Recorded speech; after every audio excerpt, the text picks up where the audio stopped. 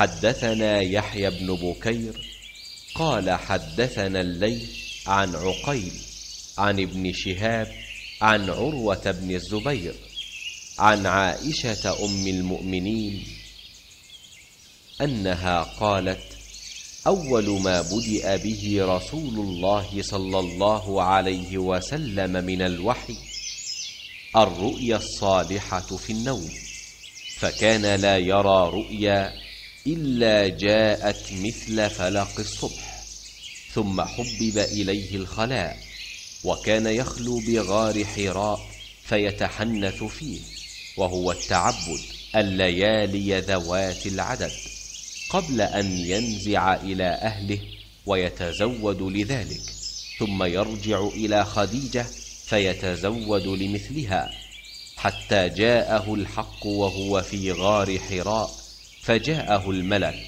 فقال: اقرأ. قال: ما أنا بقارئ. قال: فأخذني فغطني حتى بلغ مني الجهد، ثم أرسلني فقال: اقرأ. قلت: ما أنا بقارئ. فأخذني فغطني الثانية حتى بلغ مني الجهد، ثم أرسلني فقال: اقرأ. فقلت: ما أنا بقارئ.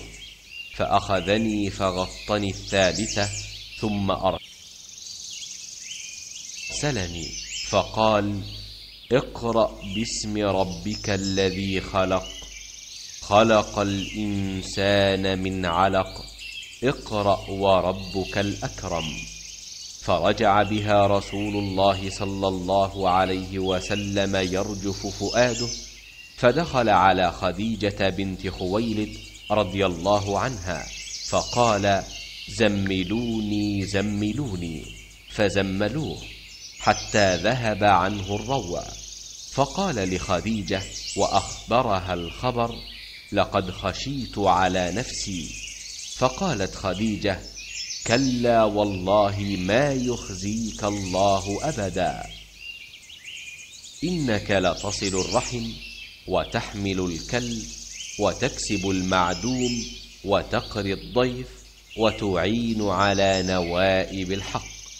فانطلقت به خديجة حتى أتت به ورقة بن نوفل ابن أسد ابن عبد العزى ابن عم خديجة، وكان امرأ تنصر في الجاهلية، وكان يكتب الكتاب العبراني، فيكتب من الإنجيل بالعبرانية ما شاء الله أن يكتب، وكان شيخا كبيرا قد عمي. فقالت له خديجة: يا ابن عم، اسمع من ابن أخيك. فقال له ورقة: يا ابن أخي، ماذا ترى؟ فأخبره رسول الله صلى الله عليه وسلم خبر ما رأى. فقال له ورقة: هذا الناموس الذي نزل الله على موسى، يا ليتني فيها جذعا، ليتني أكون حيا إذ يخرجك قومك.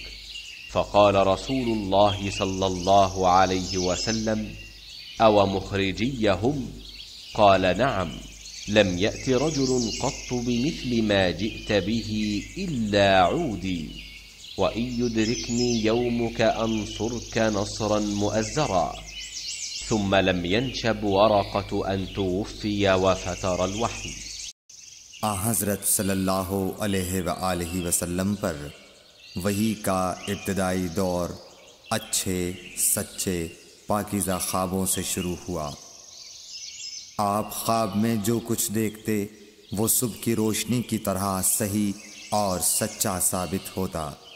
پھر من جانب قدرت آپ تنہائی پسند ہو گئے اور آپ نے غار حرا میں خلوت نشینی اختیار فرمائی، اور کئی دن اور رات وہاں مسلسل عبادت اور یاد الہی و ذکر میں مشغول رہنے لگے۔ جب تک گھر آنے کو دل نہ چاہتا توشہ ہمراہ لیے ہوئے وہاں رہتے۔ توشہ ختم ہونے پر ہی اہلیہ محترمہ حضرت خدیجہ رضی اللہ تعالی عنہا کے پاس تشریف لاتے اور کچھ توشہ ہمراہ لے کر پھر وہاں جا کر خلوت گزین ہو جاتے۔ یہی طریقہ جاری رہا یہاں تک کہ آپ پر حق منکشف ہو گیا اور آپ غار حرا ہی میں قیام پذیر تھے کہ اچانک حضرت جبرائیل علیہ السلام آپ کے پاس حاضر ہوئے اور کہنے لگے کہ اے محمد پڑھو۔ آپ فرماتے ہیں کہ میں نے کہا کہ میں پڑھنا نہیں جانتا۔ آپ صلی اللہ علیہ وسلم فرماتے ہیں کہ فرشتے نے مجھے پکڑ کر اتنے زور سے بھینچا کہ میری طاقت جواب دے گئی، پھر مجھے چھوڑ کر کہا پڑھو۔ میں نے پھر وہی جواب دیا کہ میں پڑھا ہوا نہیں ہوں۔ اس فرشتے نے مجھ کو نہایت ہی زور سے بھینچا کہ مجھ کو سخت تکلیف محسوس ہوئی، پھر اس نے کہا کہ پڑھ۔ میں نے کہا میں پڑھا ہوا نہیں ہوں۔ فرشتے نے تیسری بار مجھ کو پکڑا اور تیسری مرتبہ پھر مجھ کو بھینچا، پھر مجھے چھوڑ دیا اور کہنے لگا کہ پڑھو اپنے رب کے نام کی مدد سے جس نے پیدا کیا اور انسان کو خون کی پھٹکی سے بنایا۔ پڑھو اور آپ کا رب بہت ہی مہربانیاں کرنے والا ہے۔ بس یہی آیتیں آپ حضرت جبرائیل علیہ السلام سے سن کر اس حال میں غار حرا سے واپس ہوئے کہ آپ کا دل اس انوکھے واقعے سے کانپ رہا تھا۔ آپ حضرت خدیجہ کے ہاں تشریف لائے اور فرمایا کہ مجھے کمبل اوڑھا دو، مجھے کمبل اوڑھا دو۔ لوگوں نے آپ کو کمبل اوڑھا دیا۔ جب آپ کا ڈر جاتا رہا تو آپ نے اپنی زوجہ محترمہ حضرت خدیجہ رضی اللہ تعالی عنہا کو تفصیل کے ساتھ یہ واقعہ سنایا اور فرمانے لگے کہ مجھ کو اب اپنی جان کا خوف ہو گیا ہے۔ آپ کی اہلیہ محترمہ حضرت خدیجہ رضی اللہ تعالی عنہا نے آپ کی ڈھارس بندھائی اور کہا کہ آپ کا خیال صحیح نہیں ہے۔ اللہ کی قسم آپ کو اللہ کبھی رسوا نہیں کرے گا۔ آپ تو اخلاق فاضلہ کے مالک ہیں، آپ تو کنبہ پرور ہیں، بے کسوں کا بوجھ اپنے سر پر رکھتے ہیں، مفلسوں کے لیے آپ کماتے ہیں، مہمان نوازی میں آپ بے مثال ہیں اور مشکل وقت میں آپ امر حق کا ساتھ دیتے ہیں۔ ایسے اوصاف حسنہ والا انسان یوں بے وقت ذلت و خواری کی موت نہیں پا سکتا۔ پھر مزید تسلی کے لیے حضرت خدیجہ رضی اللہ تعالی عنہا آپ کو ورقہ بن نوفل کے پاس لے گئیں جو ان کے چچا زاد بھائی تھے اور زمانہ جاہلیت میں نصرانی مذہب اختیار کر چکے تھے اور عبرانی زبان کے کاتب تھے۔ چنانچہ انجیل کو بھی حسب منشائے خداوندی عبرانی زبان میں لکھا کرتے تھے۔ انجیل سریانی زبان میں نازل ہوئی تھی، پھر اس کا ترجمہ عبرانی زبان میں ہوا۔ ورقہ اسی کو لکھتے تھے۔ وہ بہت بوڑھے ہو گئے تھے، یہاں تک کہ ان کی بینائی بھی رخصت ہو چکی تھی۔ حضرت خدیجہ رضی اللہ تعالی عنہا نے ان کے سامنے آپ کے حالات بیان کیے اور کہا کہ اے چچا زاد بھائی، اپنے بھتیجے محمد صلی اللہ علیہ وسلم کی زبانی ذرا ان کی کیفیت سن لیجئے۔ وہ بولے کہ بھتیجے، آپ نے جو کچھ دیکھا ہے اس کی تفصیل سناؤ۔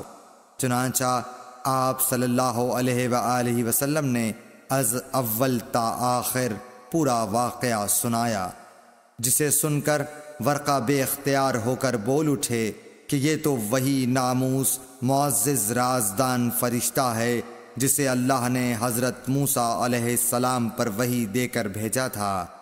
کاش میں آپ کے اس عہد نبوت کے شروع ہونے پر جوان عمر ہوتا، کاش میں اس وقت تک زندہ رہتا جب کہ آپ کی قوم آپ کو اس شہر سے نکال دے گی۔